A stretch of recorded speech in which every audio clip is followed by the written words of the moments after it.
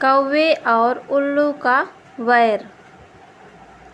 एक बार हंस, तोता, बगुला, कोयल, चातक, कबूतर, उल्लू आदि सब पक्षियों ने सभा करके ये सलाह की कि उनका राजा वनदेव केवल वासुदेव की भक्ति में लगा रहता है।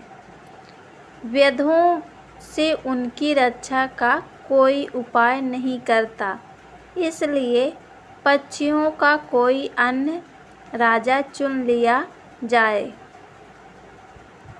कई दिनों की बैठक के बाद सबने एक सम्मति से सर्वांगीण सुंदर उल्लू को राजा चुना।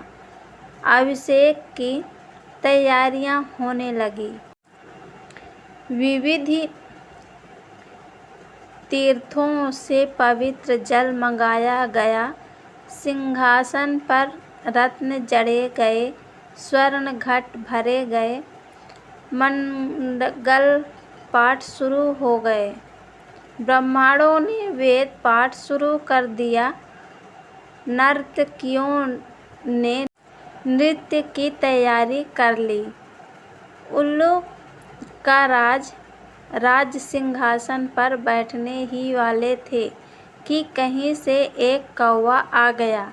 कौवे ने सोचा, यह समारोह कैसा, यह उत्सव किस लिए? पक्षियों ने भी कौवे को देखा तो आश्चर्य में पड़ गए। उसे तो किसी ने बुलाया ही नहीं था, फिर भी उन्होंने सुन रखा था कि कौवा सबसे चतुर, कूटराजनीतिज्ञ पक्षी है, इसलिए उससे मंत्रणा करने के लिए सब पक्षी उसके चारों ओर इकट्ठे हो गए।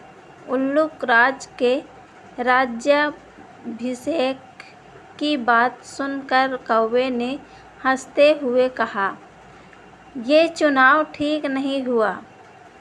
मोर, हंस, कोयल, सारस, चक्रवात, शुक आदि सुंदर पक्षियों के रहते दिव्यांत उल्लू और टेढ़ी नाक वाले अप्रियदर्शी पक्षी को राजा बनाना उचित नहीं है।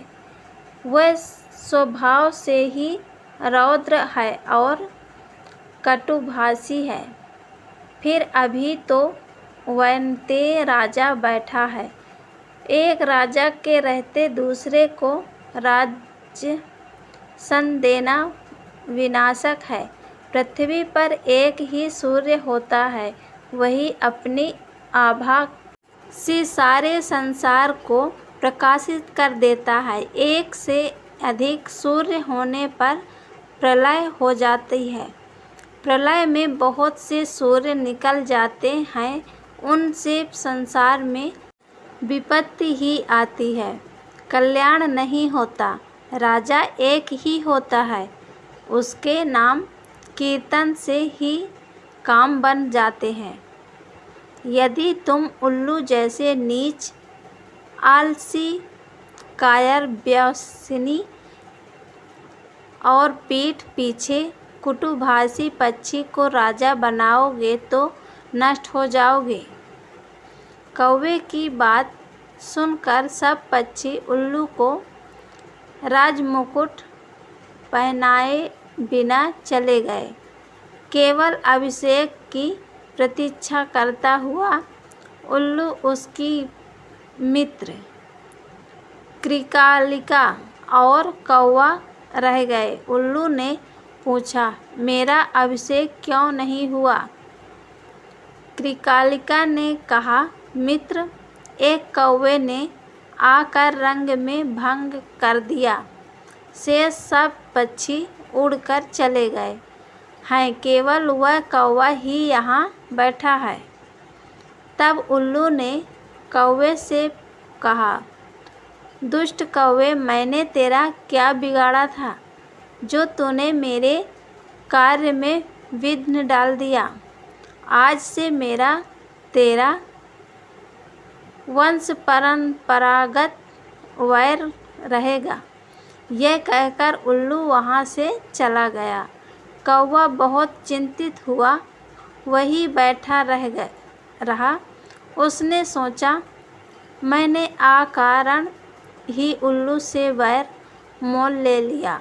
दूसरे के मामलों में हस्तक्षेप करना और कटु सत्य कहना भी दुखप्रद होता है। यही सोचता सोचता वह कौवा वहाँ से चला गया। तभी से कौवों और उल्लुओं में स्वाभाविक वैर चला जाता है। ये कहानी पसंद आए तो लाइक और शेयर ज़रूर करिएगा। अब मिलती हूँ अगली कहानी में। Thank you.